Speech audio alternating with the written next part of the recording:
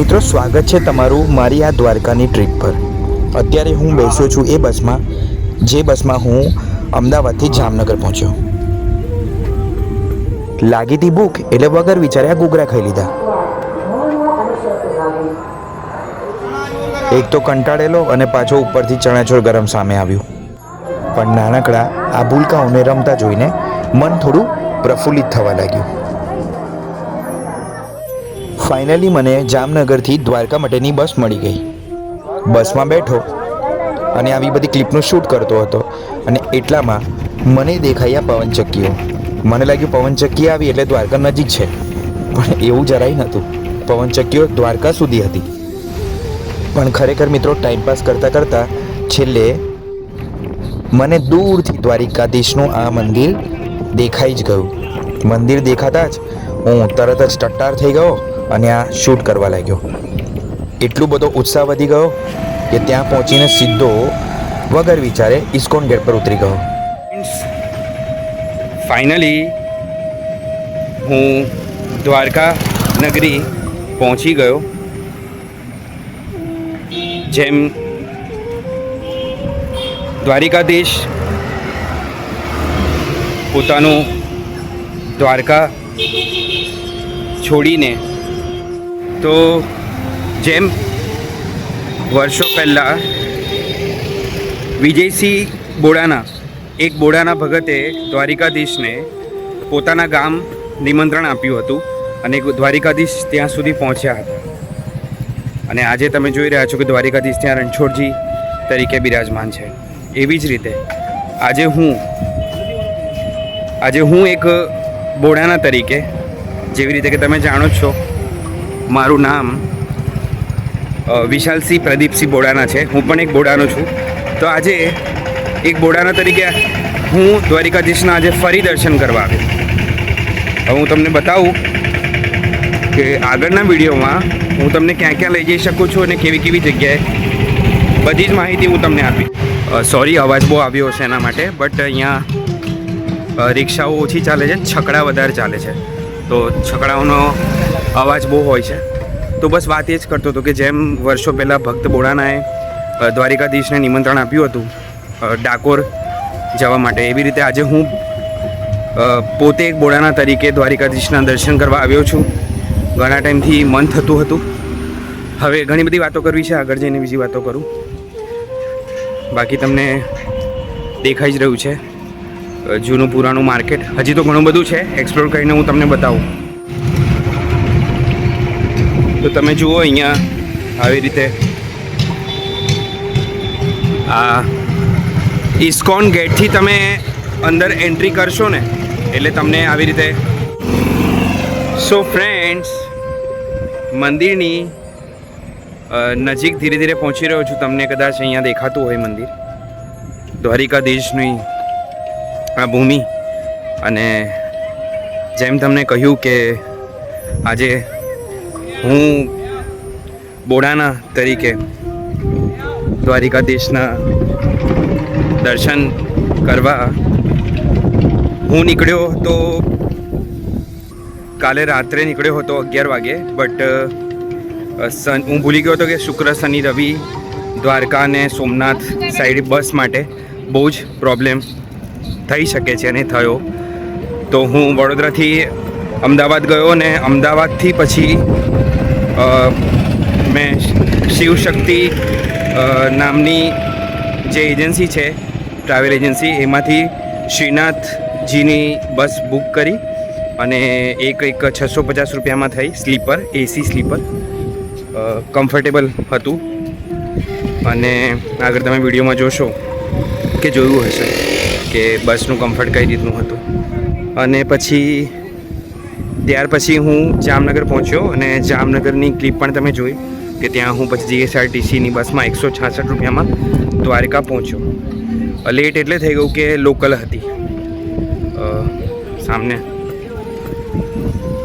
મંદિર નજીક આવી રહ્યું છે। ચાલો જોઈએ આગળ શું છે। જય દ્વારિકાધીશ। સામે છે ને કદાચ સુદામા સેતુ છે, મેં એક વિડીયોમાં જોયું હતું। અને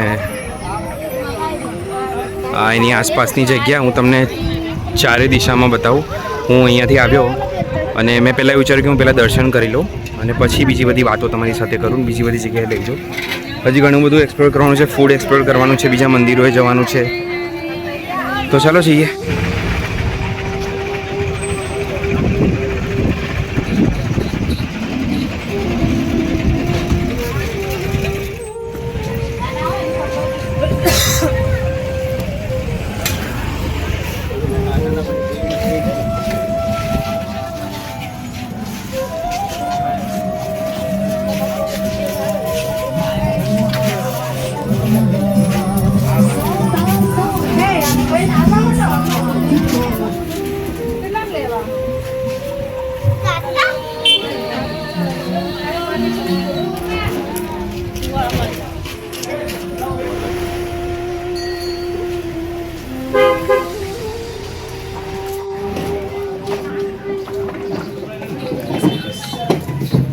તો મિત્રો, હું ફાઇનલી મંદિરના જે 56 દાદરા છે ત્યાં સુધી પહોંચી ગયો. આપણે અંદર જઈને જોઈએ કે આપણને કેવા દર્શન થાય છે દ્વારિકાધીશના.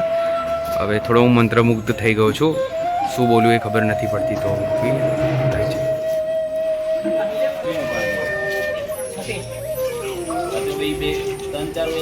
ફ્રેન્ડ્સ, અત્યારે તો મંદિરના દર્શન બંધ છે.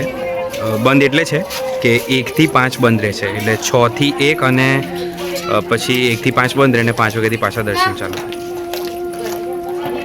તો જોઈએ, લેટ્સ એક્સપ્લોર ધી માર્કેટ.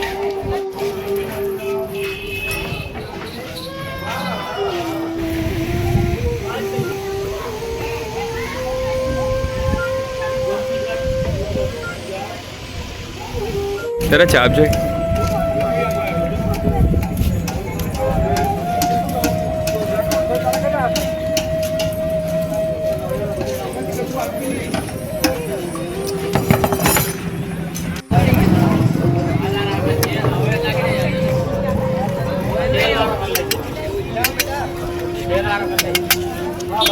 ज़्यादा करना थोड़ा है ये येलो वाला ज़्यादा करना. घबराइए नहीं, मसाला मीठा है.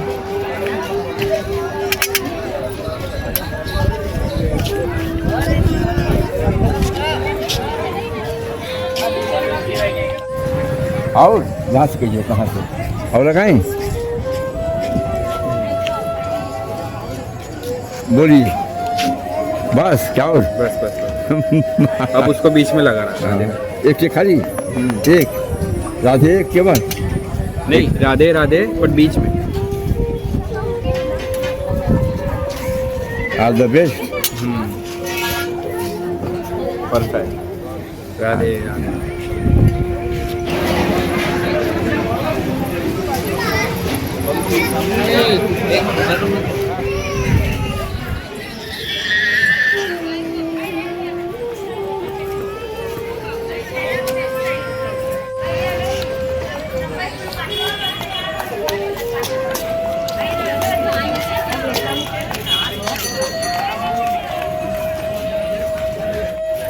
મિત્રો, ક્યારનો ચાલ કરું છું ને બોલ કરું છું. પાણી પીવાનું ભૂલી ગયો હતો, પણ જેમ જ કૃષ્ણજીનું આ વાક્ય ઉપર વાંચ્યું ને નીચે જ મેં પરબ જોઈ પાણીની, તો વિચાર્યું કે પી લઉં પાણી. સરસ ઠંડુ અને નોર્મલ ઠંડુ પાણી છે. તમે પણ આ જગ્યા પર આવો ચોક પર તો જરૂર પીજો.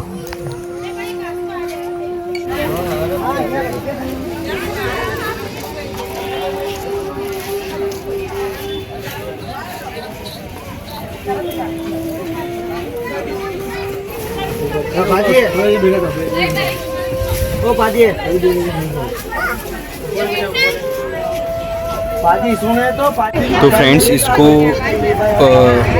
रुकमनी रोटी बोलते हैं. देखो यहाँ ऊपर बहुत सारी है. सो मैंने इसका और इसका 250 2 बॉक्स लिया है, और जो थौर बोलते हैं उसका 1 पैकेट लिया. ये भैया अभी पैक ही कर रहे हैं.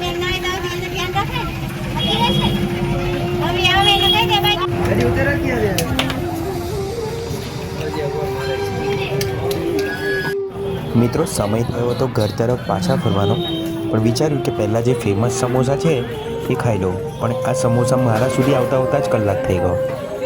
અને છેલ્લે સમોસાને એકદમ શાંતિથી ખાધા. હા, સમોસાનું તમને કહી દઉં કે સમોસા સ્વાદિષ્ટ તો છે પણ એની ચટણી જેટલા નહીં, એટલે મેન એની ચટણી છે. હવે ટ્રેનમાં તો હું બેઠો 8:30 ઓખા એક્સપ્રેસમાં, જે સોમનાથ માટે મને લઈ જાત, પણ હું ઉતરી ગયો રાજકોટ.